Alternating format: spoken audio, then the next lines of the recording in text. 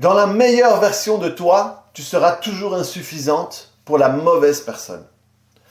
Et dans la pire version de toi, tu seras toujours suffisante pour la bonne personne. Salut à toi, c'est Zenrida. Cette semaine, je te parle de relations.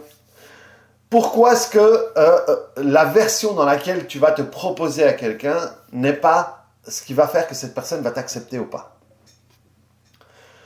Dans la vidéo que j'ai postée la dernière fois, je te parle de la manière dont ma relation avec mes parents va refléter la qualité de relation que j'ai avec mes conjoints aujourd'hui.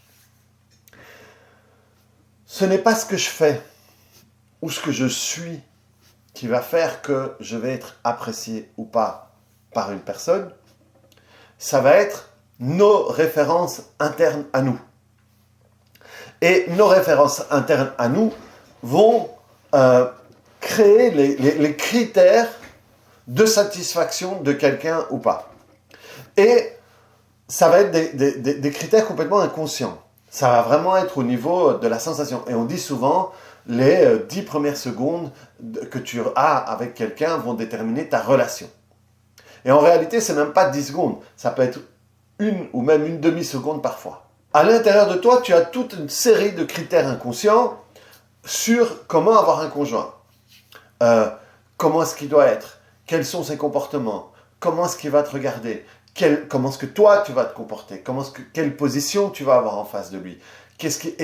Et ça, c'est des trucs complètement inconscients. C'est des trucs qui se sentent, presque j'ai envie de dire, plus que ça se voit. Et tout ça passe au-delà des critères de beauté. Critère de beauté, c'est un critère conscient. Comment est-ce que la personne a l'air, c'est un critère conscient. Par exemple, quand quelqu'un dit « Ah ouais, non, moi, il faut qu'il soit musclé, il faut qu'elle soit, qu'elle soit mince, il faut qu'elle ait une forte poitrine, il faut qu'il gagne beaucoup d'argent, il faut que, je sais pas moi, il faut qu'il soit respecté, je sais pas. » Tout ça, en réalité, on le projette sur l'autre en disant « Ça, ce sont mes critères. » Mais en réalité, ce ne sont pas mes critères. C'est ce que moi, consciemment, c'est la manière dont consciemment j'essaie d'exprimer ça. Mais en réalité, ces critères-là, la vérité de ces critères-là, c'est toujours de comment est-ce que ça va me faire sentir. Le fait qu'elle soit grosse ou pas, en réalité, c'est comment est-ce que moi je veux me voir avec elle. Si par exemple j'ai envie que ce soit une bombe, machin et tout, il y a deux choses. Il y a le fantasme et il y a aussi le fait de pouvoir la montrer. Et pouvoir me montrer moi à côté de cette bombasse.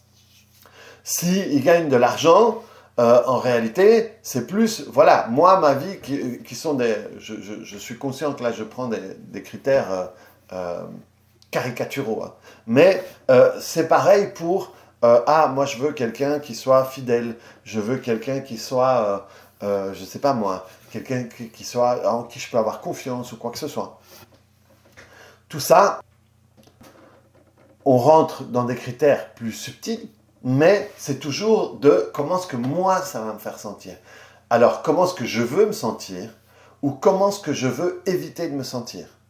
Par exemple, si moi, je veux qu'il soit fidèle, dès que moi, je me dis je veux qu'il soit fidèle, en réalité, je dis, moi, je veux pas souffrir de tromperie. Parce que si j'ai jamais souffert de tromperie, je ne me pose pas la question. C'est pas un critère pour moi. C'est simplement, ok, ben voilà. Par exemple, moi, j'ai 48 ans. Je suis en couple depuis que j'ai 15 ans et demi. J'ai eu ma première vraie relation. J'ai eu des petits trucs avant, mais des relations longues à 15 ans et demi qui a duré 1 an et demi.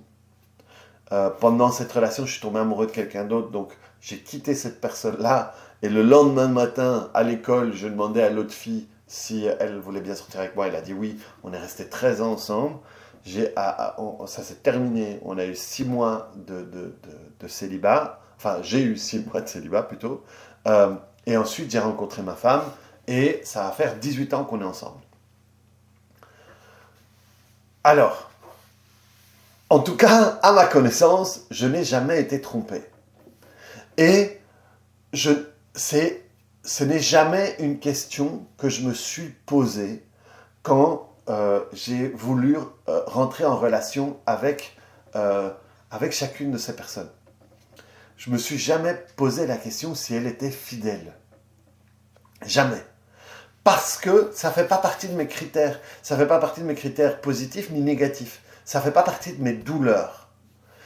C'est une douleur qui sera si je me fais tromper. Ou si dans ma vie, par exemple avec mes parents, j'ai vu mon père ou ma mère, l'un tromper l'autre et l'autre souffrir, et que moi, je me suis associé à l'autre. Et que j'ai, entre guillemets, pris un peu sa douleur. Et je l'ai fait mienne. Alors à ce moment-là, c'est, ok, je ne veux pas souffrir de la même manière, donc j'espère que lui n'est pas comme ça. Donc dès que je mets de la fidélité dedans, c'est que la fidélité est une thématique pour moi. Et pour que la fidélité soit une thématique, il faut que j'en ai souffert auparavant. Et donc, par rapport à ça, il va y avoir des critères inconscients. Et quand ces critères vont se rejoindre, on va avoir des symptômes amoureux. Et c'est ce que j'appelle une compatibilité de névrose. Dès que nos névroses vont s'emboîter, eh bien, on va avoir des symptômes amoureux avec l'autre. Et ça peut être, c'est une explication neutre, elle est positive et elle est négative. Ça veut dire si c'est quelqu'un avec qui, dans mes critères, j'ai quelqu'un avec qui je vais faire des relations longues. Moi, par exemple, ça a toujours été, à partir du moment où j'ai commencé à avoir des relations longues, j'ai toujours voulu avoir des relations longues.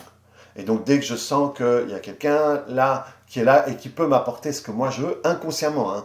Là, on est vraiment sur un langage qui est beaucoup plus subtil, beaucoup plus énergétique, beaucoup plus inconscient. Eh bien, du coup, je vais avoir des symptômes amoureux pour cette personne-là. Et si l'autre, à l'intérieur, elle a les mêmes trucs, elle a aussi, si moi, ce que je représente ce qu'elle recherche, on va avoir des symptômes amoureux. Mais représente ce qu'elle recherche, ça peut être que moi, je sois quelqu'un qui trompe et qu'elle a besoin d'être trompée, par exemple. Parce que on a tous un copain, une copine qui a eu 3, 4, 5 conjoints qui l'ont trompé. Et donc, à un moment, cette personne-là, quand elle va rencontrer la personne en face d'elle et que la personne en face d'elle a la capacité de le tromper, eh bien, ça va allumer son symptôme amoureux. En tout cas, un des symptômes amoureux, parce qu'il y aura déjà une complémentarité de névrose, parce que cette personne a la blessure d'être trompée qu'il doit guérir. Et pour qu'il puisse la guérir et la dépasser, il doit la vivre. Tant qu'il ne la vit pas, moi, si j'ai une blessure au pied, je vais la soigner que si elle me fait mal. Si j'ai une blessure que je ne sens pas, des gens qui, je ne sais pas moi, qui montent dans les montagnes, qui font l'Everest et tout, ils ont le pied qui congèle et qui est froid et donc ils ne sentent pas la douleur. Et à un moment, le moment où ils regardent le pied, il est complètement gangréné. Parce qu'il n'y a pas cette sensation de douleur. Tandis que si je marche, je fais une belle promenade et j'ai un petit caillou pointu de merde dans ma chaussure et que ça me fait mal, eh bien très rapidement, je vais m'arrêter, je vais prendre la chaussure, je vais la sortir et je vais sortir le caillou. Et quand je vais le marcher, ça fait du bien. Parce que il faut que je le sente pour que je puisse le régler. Donc, pour que j'ai à régler ce problème d'être trompé, il faut que je sois trompé. Il faut que je sois avec quelqu'un qui me trompe pour le dire à un moment, ok, j'en ai marre, je vais faire quelque chose pour ça. Et donc, ça veut dire que je vais être attiré par ce type de personne jusqu'au moment où je l'ai réglé. J'ai énormément de clientes souvent, qui venaient pour ce genre de thématique, qui ont réglé cette thématique en séance, se sont dirigés après envers des types qui étaient complètement différents de ses autres conjoints, et tout d'un coup se rendaient compte qu'elle n'avait plus de symptômes amoureux par exemple, elle venait chez moi en me disant, voilà, il m'a trompé, je l'ai quitté, mais j'ai encore des sentiments pour lui, je pense à lui, quand je le vois, je sens encore que je suis amoureux, et pourtant je sais que si j'y vais, il va de nouveau me tromper parce qu'il est comme ça, blablabla. Le fait d'avoir travaillé sur la raison pour laquelle elle était trompée. Le fait d'avoir fait la paix avec tout ça, elle me dit c'est fou, je l'ai vu parce qu'elle est venue chercher les enfants et je n'ai plus rien senti. Ça aurait pu être mon frère, ça aurait pu être n'importe quoi, je n'ai absolument rien senti. Pourquoi ? Parce que la complémentarité de névrose qui l'attachait à cette personne-là n'était plus là, n'était plus active. Donc elle n'était plus attirée. Et donc, pour en revenir à la phrase du début, si moi, dans mes complémentarités névroses, dans mes critères de recherche de conjoint, si tu revois la dernière vidéo que j'ai faite, j'ai des parents qui m'obligent à faire des efforts pour avoir de l'amour, et qu'après, dans mes relations amoureuses, j'ai des gens pour qui je dois toujours faire un effort pour avoir de l'amour, eh bien pour ce genre de personnes-là, dans la meilleure version de moi, je serai toujours insuffisante pour eux. Parce que ce sont les mauvaises personnes. Ce sont les mauvaises personnes dans le sens où ce ne sont pas les personnes qui vont valoriser ce que je suis. Elles sont là pour ça, elles sont dans ma vie pour ça. Je les ai choisies justement parce qu'elles ressemblent à mon père, et pour mon père, j'étais jamais assez bien. Et donc, cette personne-là, qui est, on va dire, la mauvaise personne, quand on voit ça de manière manichéenne, ou blanc ou noir, pour moi, c'est plutôt ça va être la bonne personne pour t'aider à guérir ton problème, mais pour vivre une vie paisible, c'est la mauvaise personne. Et donc, pour cette personne-là, ma meilleure version sera jamais suffisante. Tandis que pour la bonne personne, pour me créer une vie, celle qui va être là pour moi, qui va m'aider, avec qui on va faire un chemin ensemble, avec qui on va serrer les coudes, avec qui on va s'entraider à chaque fois qu'on en a besoin, mais d'une manière positive, d'une manière saine, eh bien, pour cette personne-là, dans la pire version de moi, je serai toujours suffisante. Et c'est le truc où, je suis trop moche. Il dit, mais non, t'es belle. Et il y a des gens qui vont être amoureux de personnes qui, pour les canevas extérieurs, sont des gens qui sont pas beaux. Ou sont des gens qui sont, les gens qui sont amoureux. Et c'est débile. J'ai même honte de te donner ce genre d'exemple-là. Mais malheureusement, c'est ce qui arrive dans la vie. Des gens qui sont amoureux d'handicapés, des gens qui sont amoureux de personnes qui sont défigurées, ou des gens qui sont amoureux de personnes qui sont dans des problèmes d'addiction ou quoi que ce soit, qui sont les trucs extérieurs à la con. Hein, c'est tellement à l'opposé de ce que je pense et de ce que je sens que ça m'est même difficile de te donner ce genre d'exemple. Mais donc, des personnes vont toujours dire, mais non, quoi que tu sois, que tu prennes 30 kilos, que tu fasses un AVC et te le gueule comme ça, que tu te fasses défigurer, que tu as été cramé ou quoi que ce soit, ben, tu seras toujours suffisant pour moi, parce que à ce moment-là, on est vraiment dans quelque chose qui ressemble à de l'amour. Moi, ce que j'aime, c'est toi, c'est ce que tu es à l'intérieur, en réalité, ce que j'aime, c'est ce que tu me fais sentir. Et tu seras toujours suffisante pour moi. Et en dépression, en machin, ou en plein succès, je m'en fous. Moi, c'est ma relation avec toi. Et donc, à ce moment-là, dans ma pire version, je serai toujours suffisante pour cette personne-là. Et donc là, je suis avec la bonne personne. Non, ça veut dire que je suis avec quelqu'un qui va me faire vivre une vie où je vais me sentir bien avec lui. Et des fois, on a ça. Des fois, on peut avoir la chance d'avoir une vie qui est équilibrée partout. Parfois, on peut avoir une vie qui est complètement chaotique à l'extérieur. Et on a un conjoint avec qui on se sent bien, on se sent stable, on peut avoir confiance et tout. Et cette personne-là nous a vus dans tous les états. Et à chaque fois, il a été là. Et de la même manière que nous, on peut être cette personne-là pour l'autre. Quoi que ce soit, quoi qu'il arrive, on est ensemble. Et ça fait partie de nos critères intérieurs. Moi, dans l'amour, je suis plutôt du genre à... c'est un truc qui est cassé, il faut le réparer. On ne va pas le changer. Et donc... on va toujours essayer de réparer, on va toujours essayer d'avancer ensemble pour faire ce qu'il faut pour rester ensemble. Il y a des personnes qui, à la première occasion, ben voilà, ils changent, quoi. Bref, ça fait partie de leurs critères, ça fait partie de leur référence interne. Et donc, voilà, pose-toi la question. Pour mon conjoint, comment est-ce que c'est?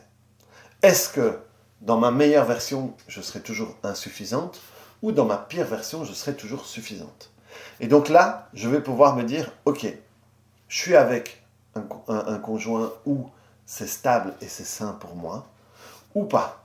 Si c'est le ou pas, c'est ok, qu'est-ce que je peux en faire maintenant? Une chose c'est, ah oui, ok, alors je le quitte.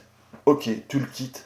Mais si tu le quittes et que tu n'y penses plus, tu perds une occasion de régler des choses à l'intérieur de toi. Parce que si tu choisis ce genre de conjoint, c'est pour vivre et sentir certaines situations.